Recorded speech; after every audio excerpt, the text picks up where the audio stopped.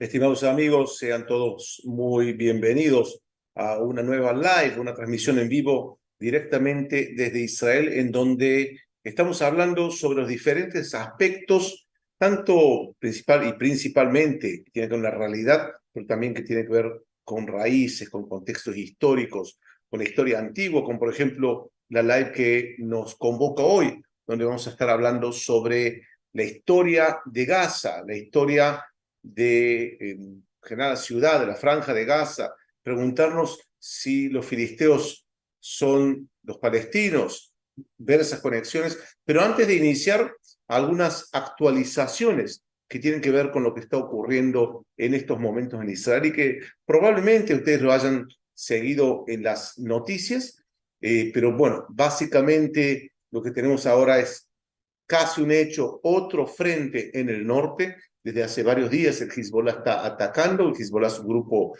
terrorista chiita que se encuentra en el sur del Líbano, donde desde hace muchísimos años ataca a las poblaciones del norte de Israel y está volviendo nuevamente a atacar, inclusive con penetración de terroristas, algunos palestinos, por cierto, que están entrando desde el sur del Líbano a la frontera del norte de Israel, queriendo perpetrar algunos atentados, han lanzado algunas bombas y están amenazando que va a haber una guerra total, como dicen ellos, contra Israel. Querían hacerla hoy con motivo de la visita del presidente de Estados Unidos, Biden, pero al final no lo han hecho, así que se espera que haya realmente un ataque. Inclusive Arabia Saudita, Kuwait y otros países que tienen habitantes, ciudadanos en el Líbano, están llamando a todos ellos a retirarse del Líbano, a escapar del Líbano, porque se imaginan que va a haber realmente una guerra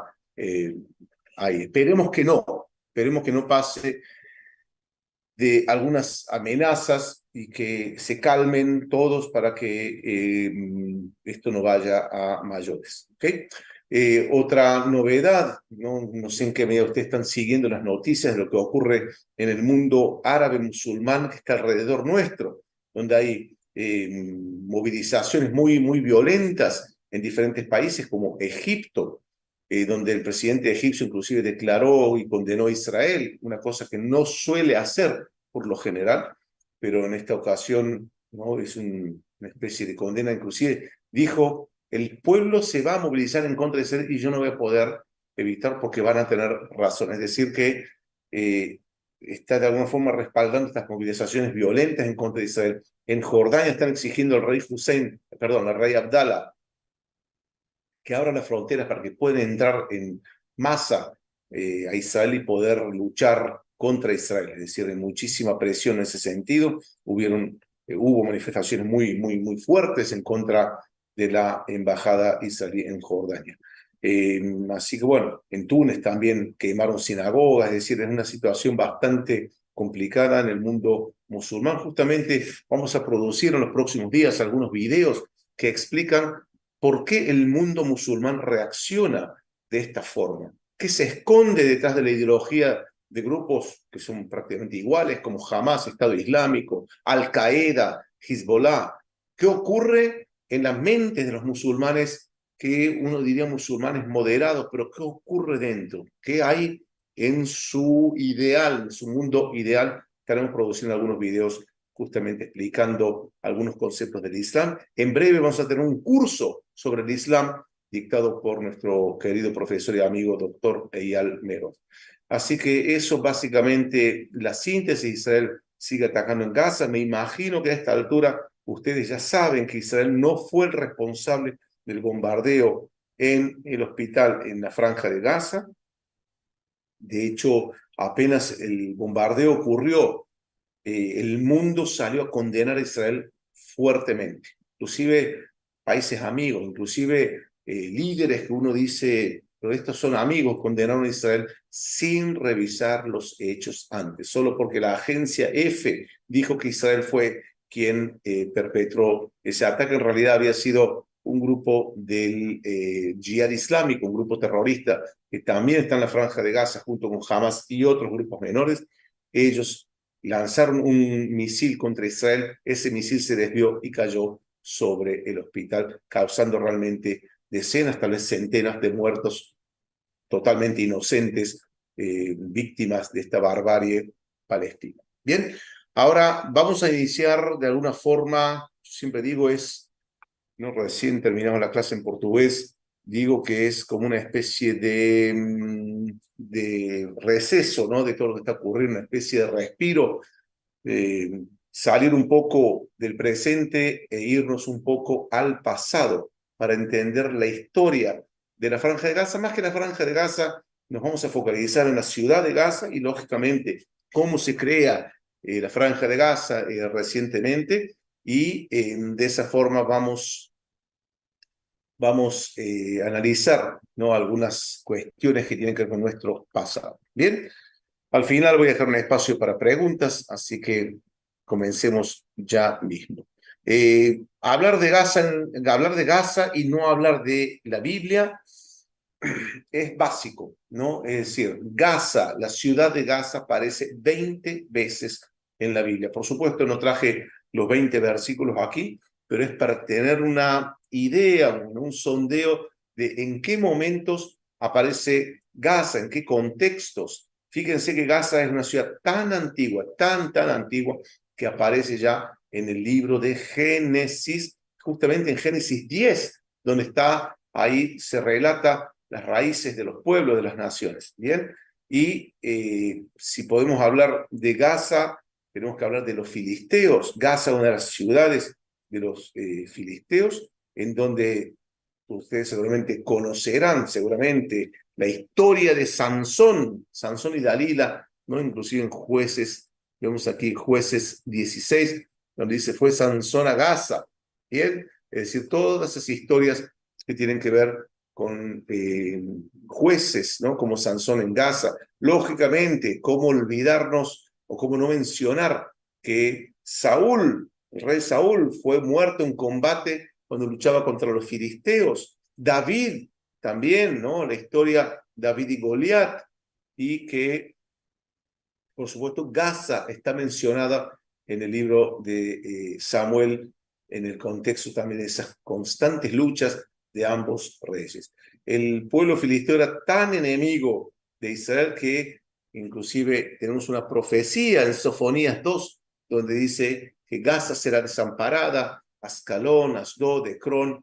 Hay otra ciudad filistea que ya la vamos a mencionar un ratito, de las 5 ciudades filisteas, pero en fin, vemos aquí la presencia de Gaza, inclusive en el Nuevo Testamento, ¿no? La imagen de Felipe, ¿cierto?, que desciende de Jerusalén en dirección a Gaza. Bien, entonces eso con respecto a la Biblia. Y si hablamos de la primera mención de la ciudad de Gaza en textos extra bíblicos, tenemos que remontarnos al siglo XV. Probablemente muchos de ustedes conocerán, sobre todo aquellos que estudian o estudiaron con el doctor Daniel Weinstock, recordarán la campaña del faraón Tutmosis III, que venía desde Egipto a conquistar la ciudad de Megido, y en el camino conquista la ciudad de Gaza. ¿Cómo sabemos? Porque lo escribió aquí, en esta inscripción. No le puedo decir exactamente, no, porque no conozco jeroglíficos, pero esta es una inscripción de Tutmosis el III en el templo de Karnak en Luxor. No solamente aquí aparece la ciudad de Gaza, también las cartas de la Marna del siglo XIV y en otros textos posteriores asirios y en otros lugares. ¿Por qué? Porque Gaza era una ciudad sumamente importante en la antigüedad. En un ratito van a entender por qué. Seguramente escucharon hablar muchos de ustedes sobre la invasión de los pueblos del mar. Los pueblos del mar era una especie de, o el concepto de la invasión de los pueblos del mar, una especie de migración forzosa de varios pueblos, la mayoría por mar, que quisieron conquistar Egipto. Algunos lo hicieron por tierra, y uno de esos 12 pueblos del mar eran los filisteos. Aparece en una inscripción de Ramsés, aparece la palabra Paleshet, ¿ok? Por supuesto en idioma egipcio, y que lo que se cree es que de estos 12 pueblos, uno de los pueblos habrá hecho un acuerdo con Ramsés el tercero para hacer una tregua, una paz, y Ramsés probablemente le dio a ese pueblo llamado los filisteos o Paleshe la región de lo que sería hoy el suroeste del Estado de Israel, es decir, la región que incluye la franja de Gaza y la costa suroeste del Estado de Israel, Ashdod, Ashkelon y otras regiones un poquito más internas dentro del país. Bien, entonces aquí tenemos también, ya en el siglo XIII, final del siglo XIII, la mención de Paleshe, de los filisteos, llegando junto con los pueblos del mar a la región. El motivo del por qué hicieron esa migración es súper interesante, por eso los invito a que estudien en nuestra plataforma de cursos online, donde tenemos cursos magníficos sobre arqueología bíblica e historia antigua. Cuando hablamos de la época del reino unificado, David, ¿no? Previamente Saúl, David, Salomón, acá lo que estamos viendo es la división del reino, los tiempos, el fin de los tiempos del rey Salomón, pero ya existe una unidad política y geográfica llamada los filisteos. De hecho, los filisteos aparecen varias veces en la Biblia como el enemigo acérrimo de los israelitas. Y en todo lugar se los ubica aquí en esta región, incluyendo el vestigio arqueológico. La arqueología es contundente, donde se encuentra en esta región también cultura material muy diferente al resto, ¿no? Que también se encontraron en otras regiones que la zona del mar Egeo, de donde vienen estos pueblos del mar, entre ellos los filisteos. Entonces, van a asentarse en esta región. Los filisteos se van a organizar en una estructura administrativa de 5 ciudades o 5 capitales. No quiere decir que todos vivían ahí. Había otras pequeñas aldeas, inclusive llegaron a estar en la región de Tel Aviv, aquí, en Yafo, en la Tel Aviv actual.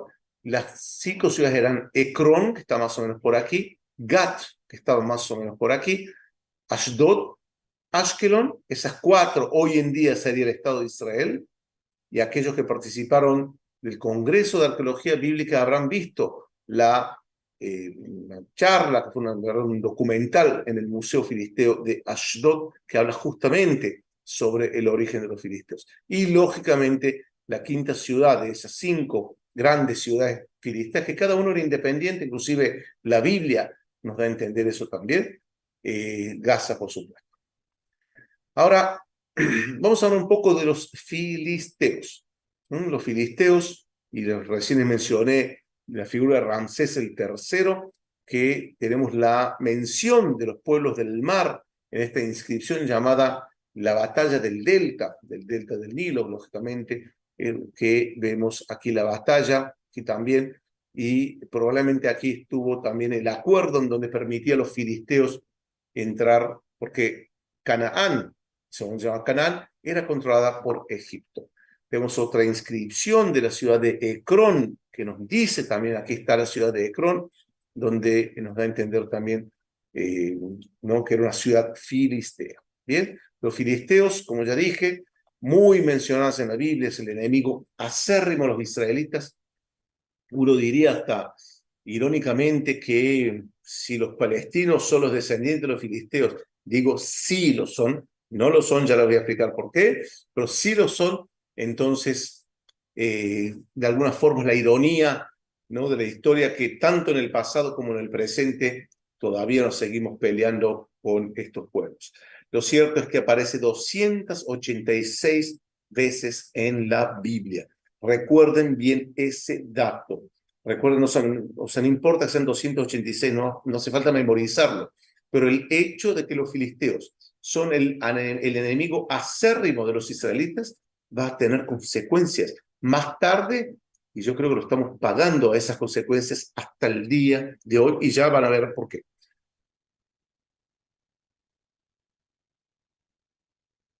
Filisteos famosos, me imagino que la figura de Sansón ya la mencionamos, perdón, personajes israelitas que luchaban contra los filisteos, Sansón, Saúl en diferentes guerras contra los filisteos, la figura lógicamente, cómo no, de la gran recordada batalla entre David y Goliat, es decir, tenemos varias secuencias de la historia bíblica que habla de los filisteos.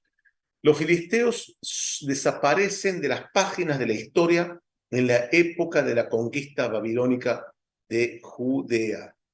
Bien recordarán muchos de ustedes que los babilonios destruyen Judea, destruyen Jerusalén, el templo de Jerusalén, pero en su camino de destrucción, y no voy a entrar en eso por qué destruyen a los filisteos, pero los filisteos dejan de existir.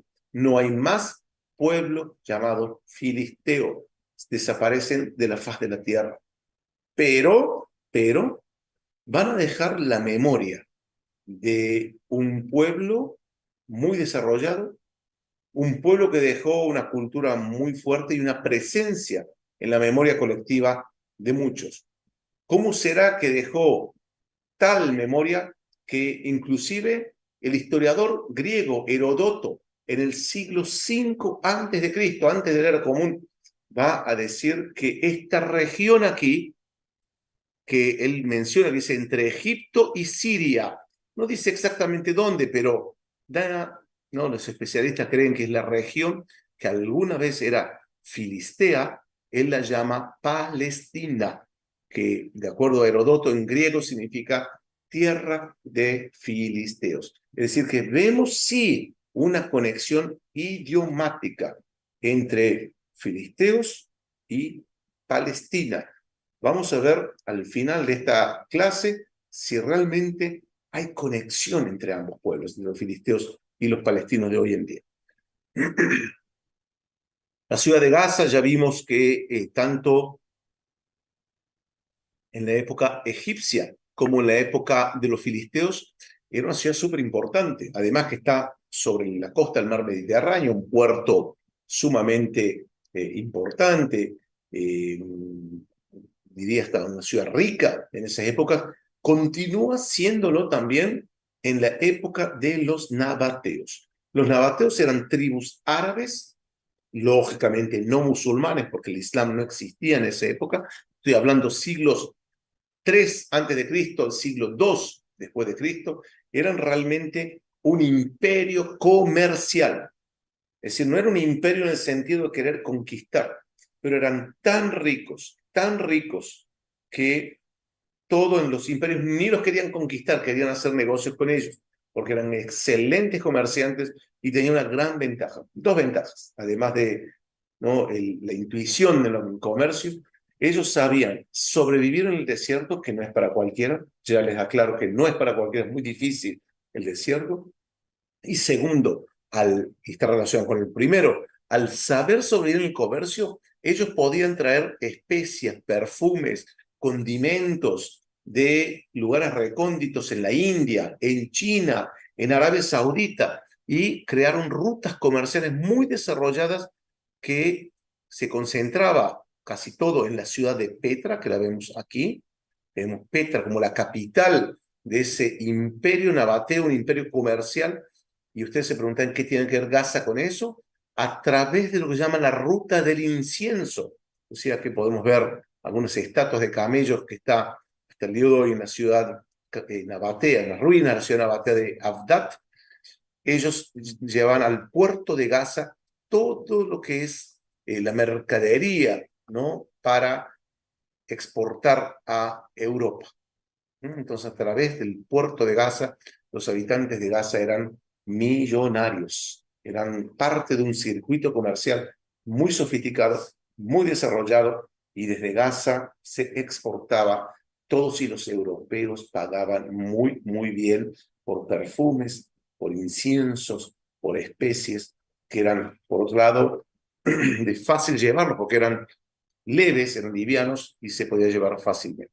Y con un valor muy caro, por cierto. En la época romana bizantina, en la época del rey Herodes, por ejemplo, Gaza, fíjese, Gaza es parte de Judea, ¿no? Digamos, qué ironía del destino que ya en la época de hace 2000 años, en la época de Jesús, si quieren, Gaza es parte de Judea y del gran reino de Herodes, el gran rey Herodes, inclusive llamado Herodes el Grande. Y luego en la división de las tetrarquías de los hijos de Herodes, la región va a ser parte de la tetrarquía de Arquelao, uno de los hijos de Herodes, y por la incapacidad de Arquelao de administrar y de reinar, los romanos se lo quitan y al final aquí comienza sobre Gaza también, lo que se llama el periodo de los procuradores. Bien, ahora ustedes, si saltamos en el tiempo, vamos a la época bizantina, bizantinas son los romanos que se convierten al cristianismo, vemos aquí una división media rara. Fíjense, hay un nombre que dice Palestina 1 o prima, Palestina 2 o Palestina segunda. ¿No? Cosas raras, hay Arabia aquí, parece otra Palestina 3.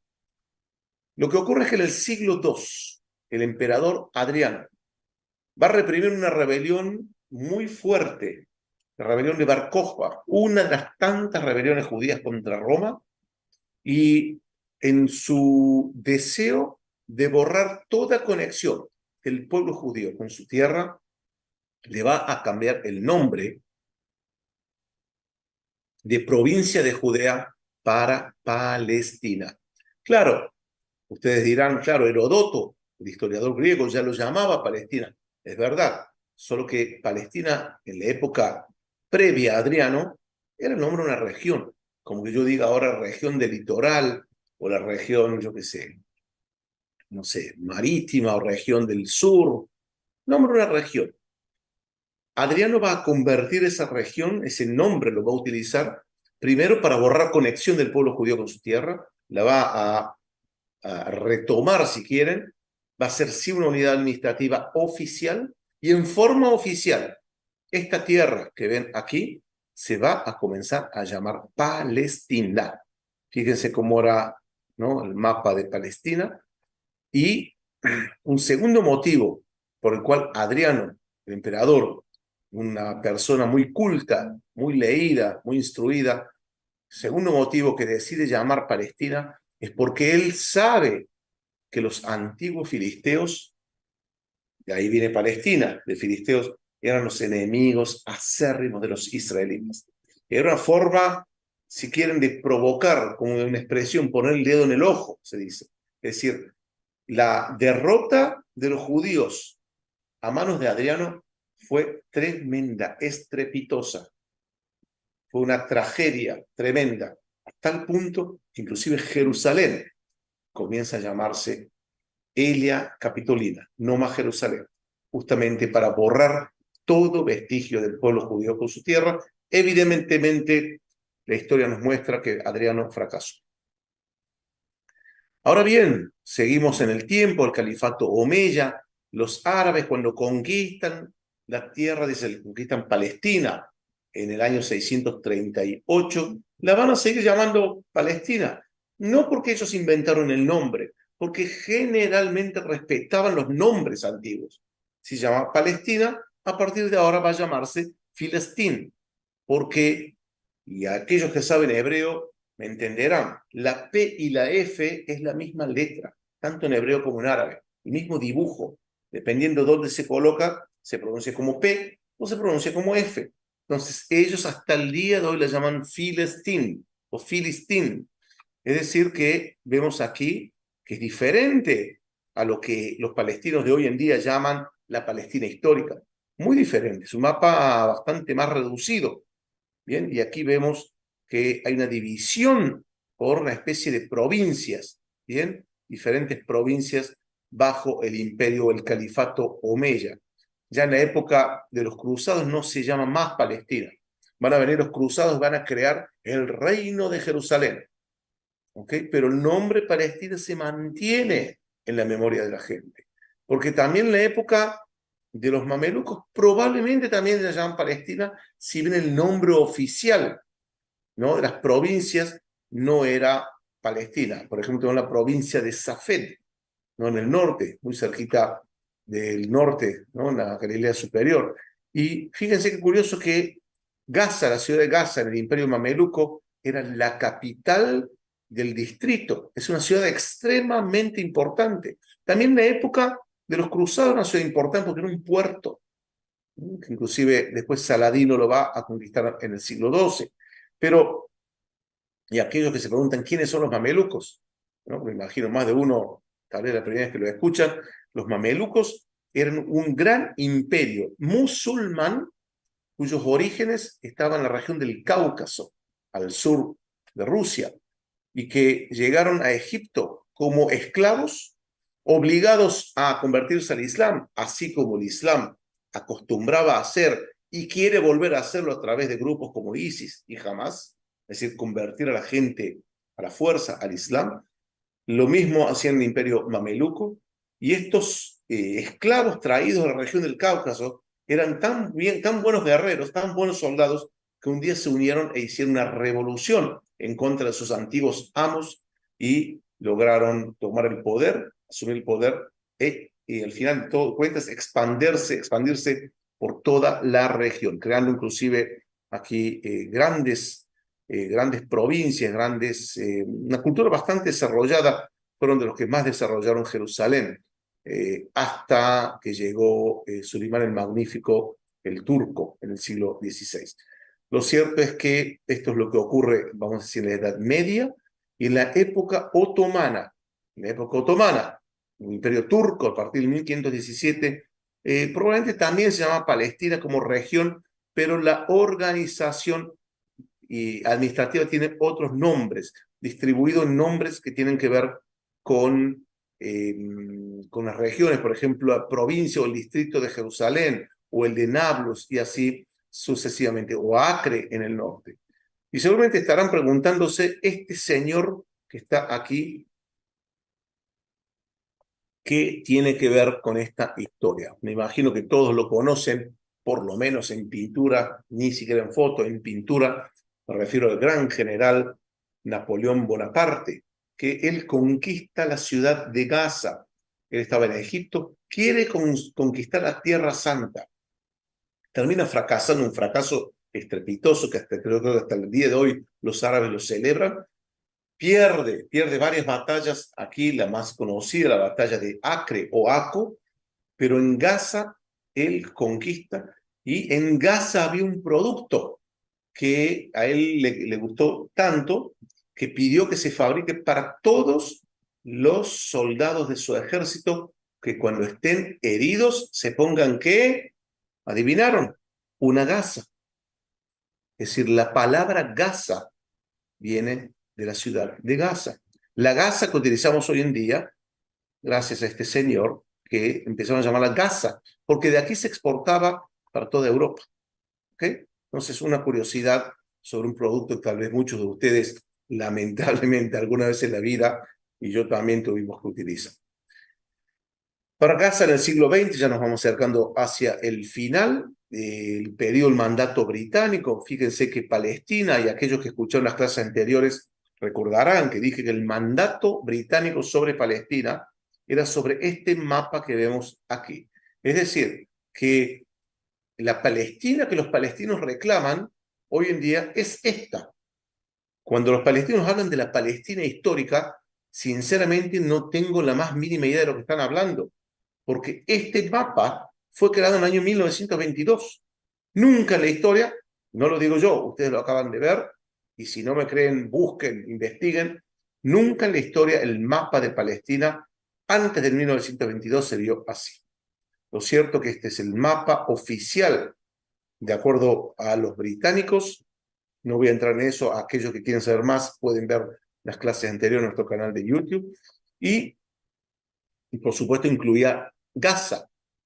Ahora, en la guerra del 48, cuando los ejércitos árabes invaden el nuevo Estado de Israel, Egipto avanza y se detiene por aquí. Es decir, la verdad que había avanzado un poco más, pero al final tuvo que retroceder, y aquí nace la famosa Franja de Gaza.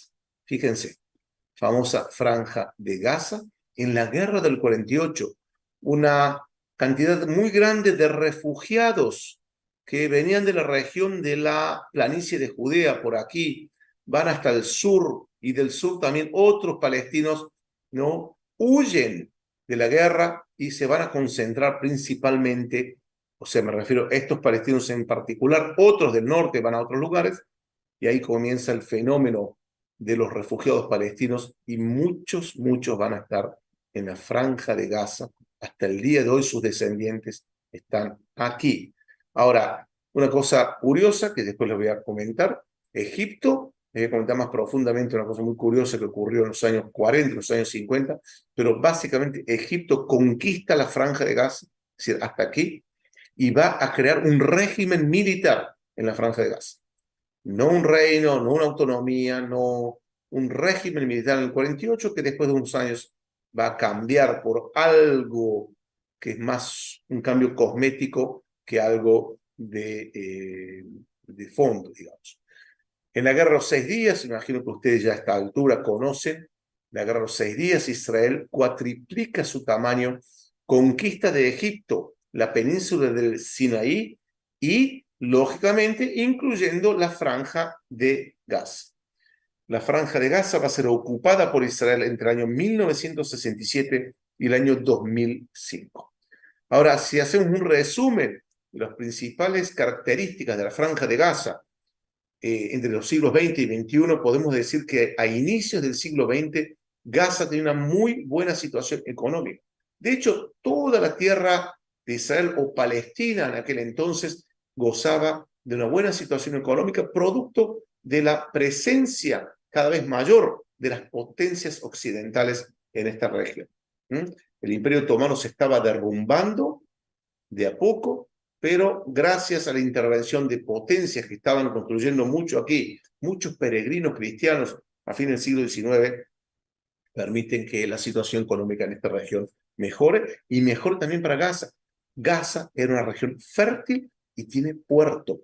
Eso es sumamente importante para la economía.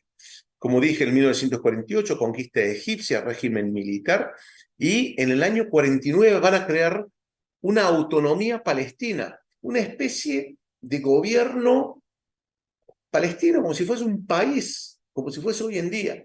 Pero los jordanos, que ellos se veían, yo diría, hasta los años 90 por lo menos, como los representantes legítimos de los palestinos.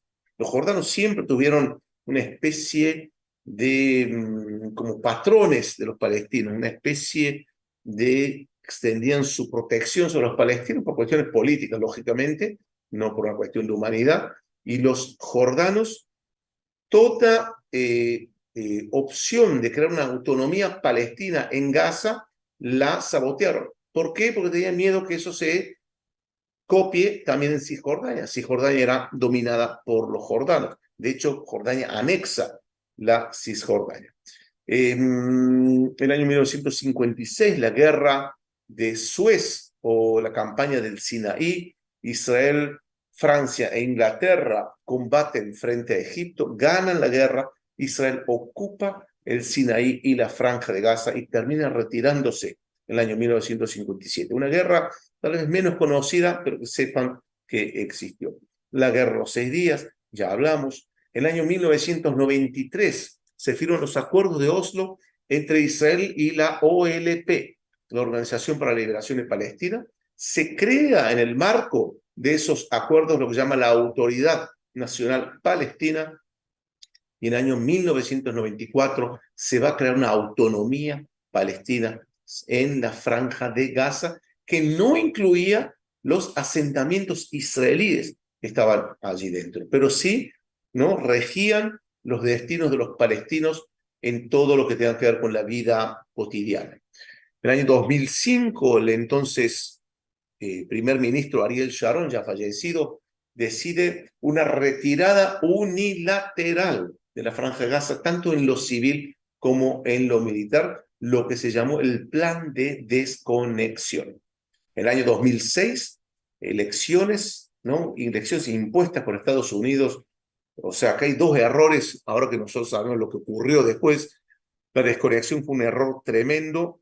Es decir, yo también apoyaba la desconexión, la mayoría de la población apoyaba la retirada unilateral de Gaza. A priori fue un error tremendo, porque fue una retirada sin acuerdo. No hubo contraparte del otro lado. Entonces, no hay nadie que se haga responsable. Quien se hizo responsable fue la Autoridad Nacional Palestina, que es el gobierno legítimo de los palestinos en aquel entonces. Y los americanos van en el 2006 imponer elecciones. Otro error gravísimo. Imponer elecciones en un país árabe o en la cultura árabe, los propios árabes lo decían. La democracia no es parte de nuestra cultura. No va a funcionar. Mubarak lo solía decir eso en repetidas oportunidades. No es casualidad que no hay países árabes democráticos. No los hay. Por más que hagan elecciones aquí y allí, al final los pocos países democráticos o semidemocráticos son pocos, pequeños, y no hay cultura de democracia. Estados Unidos impone la democracia por la fuerza en Gaza. Y adivinen quién ganó. El Hamas. Ganó rotundamente el pueblo palestino. También Cisjordania, por cierto, están hartos hasta el día de hoy de la corrupción del liderazgo palestino. Desde Arafat hasta Mahmoud Abbas en el presente. Yo he hablado con muchos palestinos, tienen miedo de hablar en público porque me decían que son todos unos corruptos, no sé qué. El Hamas venía con una ayuda social, sigue haciendo, ¿no? Así compran, ¿no?, sus almas. Y la selección 2006 la gana el Hamas. La Autoridad Nacional Palestina no aceptó esa derrota, hizo una especie de gobierno de coalición. El Hamas también se vio sorprendido por la victoria, y como no tenían esa experiencia de también diplomacia, porque un grupo terrorista, para que entiendan, un grupo terrorista que sabe poner bombas, que en los años 90 asesinó centenares de israelíes en buses que explotaban por el aire, en casamientos, en hoteles. O sea, el salvajismo que ustedes vieron del Hamas, nosotros ya lo conocemos de los años 90, más que acá fue mucho más grande y mucho más cruel. Pero el Hamas hace una unión con la ANP, Autoridad Nacional Palestina, no se llevan bien. En el 2007, combates feroces entre ambas facciones, una decena de asesinados de ambos bandos, y al final el Hamas gana esa lucha interna, esa guerra interna, expulsa a la Autoridad Nacional Palestina previa masacre de varios de sus integrantes, y desde ese entonces el Hamas rige los destinos de los palestinos en la franja de Gaza. Apenas subió el Hamas en 2007 con ese golpe de Estado, anuló todos los acuerdos con Israel que tenía con la Autoridad Nacional Palestina, en los cuales en esos acuerdos y muchos palestinos de Gaza podían trabajar en Israel. Había comercio, había proyectos en conjunto, y desde que está el Hamas, al anular el Hamas unilateralmente sus acuerdos y al declarar que el Estado de Israel, o sea, lo sabíamos de antes, ¿no? Cuando el Hamas fue creado en el año 87, se sabía que el objetivo de ellos es eliminar el Estado de Israel y crear una teocracia en lo que ellos llaman Palestina. Hasta el año 2023, que llegamos ahora a la guerra, que Gaza está destruida, arrasada, pobre y aislada. Inclusive antes de la guerra también estaba así por los de ideología fanática radical que tiene este grupo que gobierna desde el 2007. Algunas imágenes de Gaza. Yo no visité nunca Gaza, espero no tener que visitarla, pero dicen que es una ciudad muy bonita. Esto, por supuesto, antes de la guerra, con las playas bonitas, un puerto bonito. Tiene cierto grado de modernidad, tiene hoteles, tiene restaurantes, tiene una vida dentro de la Franja de Gaza. Ahora ustedes me dirán, estas fotos deben ser trucadas. La verdad que las saqué de Wikipedia, pero pueden ver que Wikipedia, que yo sepa, tiene cierta neutralidad, pero pueden ver también fotos de la Franja de Gaza que no estén relacionadas con la guerra, y van a ver imágenes muy parecidas. Tengo amigos en la Franja de Gaza en el pasado y dicen que realmente son las mejores playas que han estado, por lo menos, en la región del Mediterráneo. Ahora, la pregunta en relación entre filisteos y palestinos, creo que se los adelanté antes. La única relación entre filisteos y palestinos es en el nombre. Es decir, ya expliqué lo de Heródoto, expliqué lo de Adriano. Es decir, la única conexión es la etimología del nombre. Sí, Palestina viene de filisteo, tierra de filisteos. Desde el punto de vista cultural, étnico, religioso, no tienen absolutamente nada que ver. Primero, porque se ha descubierto muchísima arqueología de los filisteos, adoraban dioses, Dagón y otros, tenían cultos que no tienen nada que ver con el Islam, la comida, sabes más o menos lo que comían cerdo, por ejemplo, el Islam prohíbe el cerdo. Y los palestinos, el origen de los palestinos es probablemente una parte que ya residía aquí, inclusive, yo no sé cuántos de ustedes saben, pero hay algunas aldeas palestinas al sur de Hebrón que tienen tradiciones judías. Por ejemplo, el viernes a la noche celebran algo parecido a un Shabbat, y ellos no saben de dónde. Probablemente son vestigios, generaciones tras generaciones, tal vez de samaritanos, tal vez de judíos. Lo cierto es que la población local, antigua, de hace 2000 años, debe ser muy, muy reducida. La mayor parte, o buena parte, no la mayor, pero buena parte, llega con la gran conquista árabe, proveniente de Arabia Saudita, masas de soldados, ¿no?, que también van a asentarse en diferentes países, y no me van a creer, o sí, espero que sí, pero cerca del 50% de los actuales palestinos vienen de Siria, Líbano, Jordania, Egipto, y llegan aquí recién en el siglo XIX. ¿Por qué llegan en el siglo XIX? Porque por motivos económicos, además el movimiento sionista estaba desarrollando ciudades, trajo algún tipo de progreso a la región, y muchas familias que vivían en la región, que es normal, ¿no? Hoy en día, quien quiere buscar un destino mejor va a ir a Europa, va a ir a Estados Unidos, Canadá, Australia. En 200 o 150 años atrás era lo mismo. Es decir, muchos emigraban para buscar un futuro mejor. Y muchos de esos viven, hasta el día de hoy se consideran palestinos aquí. Ahora ustedes van a decir, ¿cómo yo sé de eso? Bueno, primero, leí. Segundo, la prueba fehaciente está en los apellidos. Los palestinos mantienen apellidos que denotan el origen. Tengo un conocido, diría hasta amigo en Jericó, cuyo apellido es Al-Masri, que en árabe significa el egipcio. Apellido Halabi, vienen de Alepo, Siria. Jorani, vienen de Siria. Y así diferentes ciudades en el Líbano. Beiruti, de Beirut. Montón de familias, son cientos de miles de palestinos que tienen esos apellidos. ¿Ok? Así que esa es la prueba que vienen desde esos lugares. Amigos, ahora sí vamos a agradecer y dar lugar a preguntas que puedan surgir, tanto lo que es la situación, y veo que hay 1.600 personas ahora. Así que bueno, preguntas aquí sobre lo que está ocurriendo en el presente, sobre lo que ocurrió en el pasado. Voy a ver. Dice Lourdes, ambas partes han cometido muertes horribles. Sí, estoy de acuerdo, pero el problema es quién empezó a la modernidad ahora, en esta guerra en particular. Realmente, los últimos 20 años, un poquito menos, del año 2007, o 2006, 2007, que estamos constantemente recibiendo ataques del Hamas. Israel se retiró ¿para qué? Para no querer volver, no querer hacer nada con la Franja de Gaza.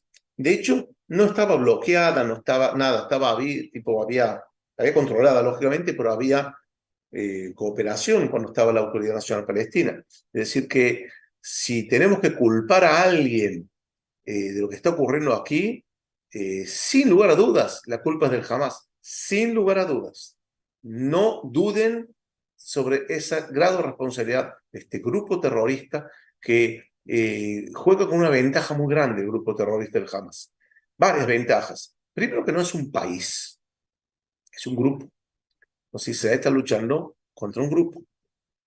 Segundo, sí, es verdad, tienen menos poderío militar, sin lugar a dudas, menos poderío económico.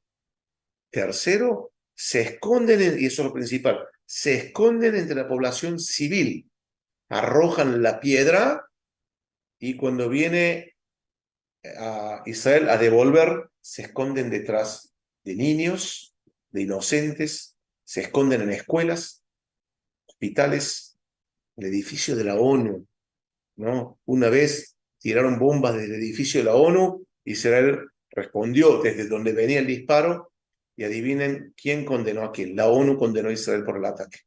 Es decir, se esconden cobardemente dentro de la población civil. Ahora, yo siempre doy un ejemplo. Imagínense que agarro a uno de ustedes y un ataque de furia empiezo a pegarle. ¿Ustedes qué hacen? ¿Qué harían? La gran mayoría de nosotros respondería. Primero, para sacarme de encima mi violencia. Segundo, para el instinto de querer devolver. Ahora, en esa reacción de cada uno de ustedes al que le pegué injustamente, yo le pongo mi hijo de 10 años y ustedes le pegan a mi hijo de 10 años. ¿Cierto? Eso es lo que está haciendo el Hamas. Poniendo a los niños para que Israel responda. Entonces, ¿qué ocurre? Condena mundial contra Israel. ¿No? A la pregunta o el comentario que hubo aquí. Es decir, Israel está jugando con un enemigo tramposo, con un enemigo sucio. Entonces, al Hamas, al no ser un país, no tiene reglas de guerra. Hay leyes internacionales sobre la guerra. Israel las respeta a rajatabla. Pero, ¿qué hacer cuando se esconden debajo de hospitales? Cuando aquellos que condenan, les pido por favor que me digan, ¿qué harían ellos? Ese es mi pedido, ¿no? Cuando dicen, Israel también está matando niños. Israel no se le va a decir, los soldados israelíes o los generales o los líderes no se levantan un día y dicen, tengo ganas de matar gente. No, no, no, no, no, no, no, no se confundan. Hay otras prioridades si no me creen que la cuestión ética y moral es importante aquí. Si la cuestión ética y moral es importante, es un hecho que Israel no ha cerrado, de hecho, la ha mantenido a la Franja de Gaza durante años. Si Israel realmente hubiese querido perjudicar a la población civil en Gaza, hubiese cerrado el agua, el gas, no hubiese permitido el paso de alimentos. Por cierto, ¿por qué nadie le reclama a Egipto? Que Egipto sí hace un bloqueo en serio, bloqueo hermético salvaje. ¿Por qué nadie reclama con Egipto? Nunca oí nadie decir que Egipto está bloqueando la Franja de Gaza. Lo está haciendo. Y muy duro, por cierto. Muy cruel, porque además son hermanos árabes. ¿Dónde está la hermandad árabe? Egipto no quiere hacer nada con Hamas ni con la Franja de Gaza. Israel permitía hasta hace 3 días el paso de combustible, agua, luz, gas, alimentos. Ahora, ¿por qué Israel tiene que mantener la Franja de Gaza si ya se retiró? ¿Saben por qué? Por cuestiones humanitarias. Porque si Israel no hubiese hecho eso, más de 2 millones de personas hubiesen muerto de hambre. Y no es lo que está ocurriendo en estos momentos. Es decir, viven muy pobres, son realmente víctimas de la desidia y de la ideología salvaje de este grupo, pero todavía sobreviven. ¿Ok? Vamos con más preguntas. ¿Quién ayuda económicamente y militar a Hamas? Bueno, pregunta acá Raúl. Irán y Qatar. Irán y Qatar. Qatar, aquellos que organizaron el Mundial de Fútbol, que a todo el mundo les gustó, sobre todo a los argentinos, es un país que a mí cuando me enteré que Qatar iba a organizar el Mundial quedé perplejo. Como un país que financia el terrorismo, que envenena a la gente a través de su red de Al Jazeera, puede organizar una Copa del Mundo, es un sinónimo de paz mundial. Pero bueno, política aparte. Pregunta Francisco si los palestinos son descendientes de Ismael. A ver, los palestinos, es una buena pregunta para aclarar, porque muchos llevan, Isaac y Ismael se peleaban, entonces judíos y palestinos se pelean. No, los palestinos, al igual que todo el mundo árabe, la verdad con todos los seres humanos del planeta, todos tenemos múltiples identidades. Bien, si nosotros hablamos de la identidad étnica de los palestinos, ellos son árabes. Si hablamos de la identidad religiosa de los palestinos, la gran mayoría abrumadora, son musulmanes. Una pequeña minoría son cristianos, que por cierto sufren bastante, y tengo contacto con muchos cristianos en Belén, sufren bastante la hostilidad de los musulmanes. Y la tercera identidad es la identidad nacional. Puedo ser palestino, puedo ser egipcio, puedo ser libanés. que hoy en día podemos decir que hay una identidad nacional que hace 100 años probablemente no había. Entonces, decir que los palestinos son descendientes, no.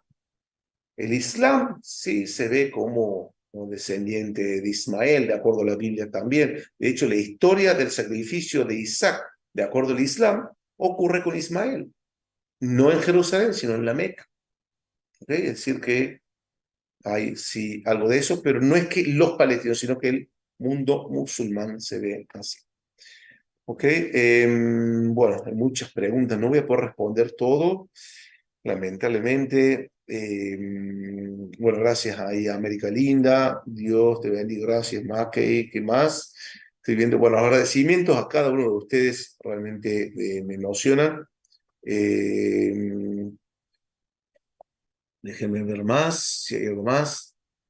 Dice Lige, nunca imaginé que podría haber una masacre de tal brutalidad sin ninguna misericordia. ¿Dónde estaban los derechos humanos, ONU, etcétera? La ONU es una organización que comenzó con muchas buenas intenciones, cierta eficacia, cierta fidelidad a los objetivos por los cuales fue creada la Organización de las Naciones Unidas.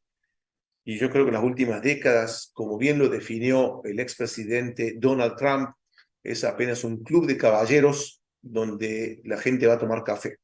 La ONU es prácticamente irrelevante. El hecho es que una organización que se llama UNIFIL, cuyo objetivo teóricamente es dividir entre el Líbano, es decir, una especie de separación entre el Líbano e Israel, acaban de huir, ¿sí? Para que tengan una idea del poder y la irrelevancia de la ONU. Hay una organización llamada UNRWA, que es la única organización que trata a los refugiados, yo voy a explicar de qué tipo, trata a los refugiados palestinos y los considera refugiados los del 48, sus hijos, nietos, bisnietos, tataranietos.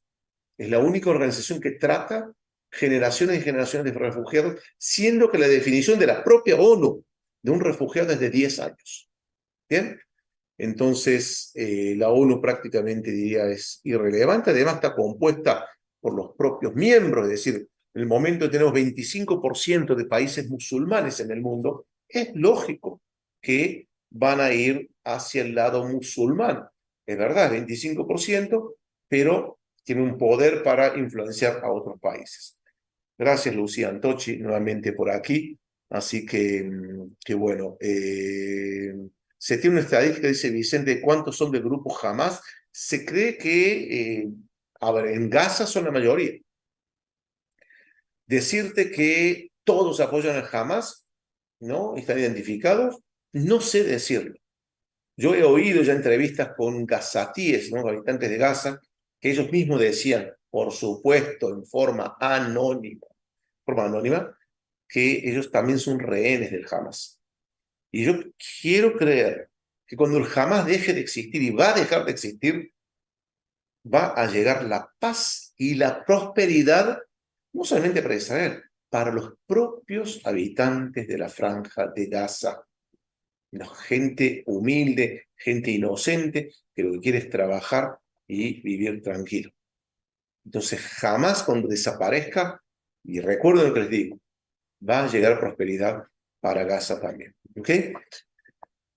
Pregunta Silvia si es cierto que Israel creó Hamas hace años para utilizar como fuerza en contra. No, no, el Hamas fue creado en el año 1987 en el marco de la segunda intifada. La intifada fue una rebelión palestina muy, muy violenta de la calle palestina. Podemos decir que realmente fue una revolución popular de los palestinos en contra de Israel, hasta diría espontánea, ¿no? Y el Hamas fue creado en ese contexto. Ahora, el Hamas es un brazo de una organización mucho más antigua y mucho más poderosa y mucho más grande, que se llama la Hermandad Musulmana, que fue creada en 1928 en Egipto. Es decir que Israel creó el Hamas, no, no. De hecho, varios de los líderes del Hamas fueron muertos por ataques israelíes, no los llama es interesante que en español se llama asesinatos selectivos y en hebreo se dice sikul memukad, que significa, ¿cómo decir? Sikul, como evitar, ¿no? ¿no? Como evitar algo malo que ocurra en el futuro, una prevención focalizada. Esa es la traducción, ¿no? En español se llama asesinato selectivo, en hebreo se dice prevención focalizada. Así que bueno. Bueno, amigos, creo que hay muchísimas preguntas. Está el libro de Mossad Hassan, dice Thais, el hijo del Hamas. Léanlo, el hijo del Hamas. Él está, bueno, por supuesto, si no me equivoco, vive en Estados Unidos, pero escondido porque no quiere que amenazó muerte por el Hamas. El hijo de uno de las grandes líderes del Hamas. Vale la pena leerlo. Así que, hola Alex, qué lindo, Alex Isey de Costa Rica, qué bueno. Si Israel conquista Gaza y la entrega a la autoridad palestina, la situación podría estabilizarse. No sé. Vean ahora lo que está ocurriendo en la calle palestina de Cisjordania. Yo vivo muy cerquita de acá de Jenin. Jenin es una ciudad palestina enorme. Manifestaciones extremadamente violentas en contra de Israel. Nablus, Ramallah. No sé. La verdad no sé. Me imagino que va a tener que ser la Autoridad Nacional Palestina. Quiero creer que sí, porque el interés de la Autoridad Nacional Palestina es también mantener la calma. De hecho, la Autoridad Nacional Palestina colabora. Lo que tengo miedo es de la gente en sí, ¿no? Pero si jamás desaparece y va a desaparecer, y ahí pregunta qué significa el nombre jamás, significa resistencia islámica o resistencia musulmana. Quiero creer que sí, soy optimista, pero es difícil confiar, ¿no? Yo el otro día di una clase en la que presenté las 7 oportunidades que tuvieron los palestinos para crear un Estado y siempre la desperdiciaron. Entonces, ojalá que eso sea el fin del Hamas, ¿no? Alex Giseiri, amigos míos de Costa Rica, sea el inicio de otra época de paz y tranquilidad en la región y en el mundo. ¿Quién sabe? Lo veo difícil hoy en día, pero todavía mantengo un poco de optimismo que esto pueda ser y que haya, sobre todo, prosperidad a los palestinos, a todos, ¿no? ¿Qué más que la paz para todos? ¿Ok? Amigos, enorme cantidad de preguntas. Mi recomendación, inscríbanse en nuestra plataforma de cursos online, que ahí vamos a tener también tenemos muchos cursos sobre el tema, tenemos muchos cursos sobre otros temas y también vamos a hacer, por supuesto, responder a más preguntas, porque la cantidad de preguntas es enorme.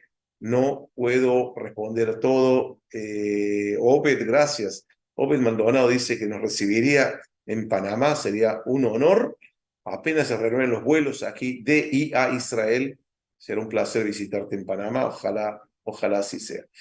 Amigos míos, muchísimas gracias. Quiero también invitarlos, importante, antes que el equipo de producción se enoje conmigo, que no lo dije.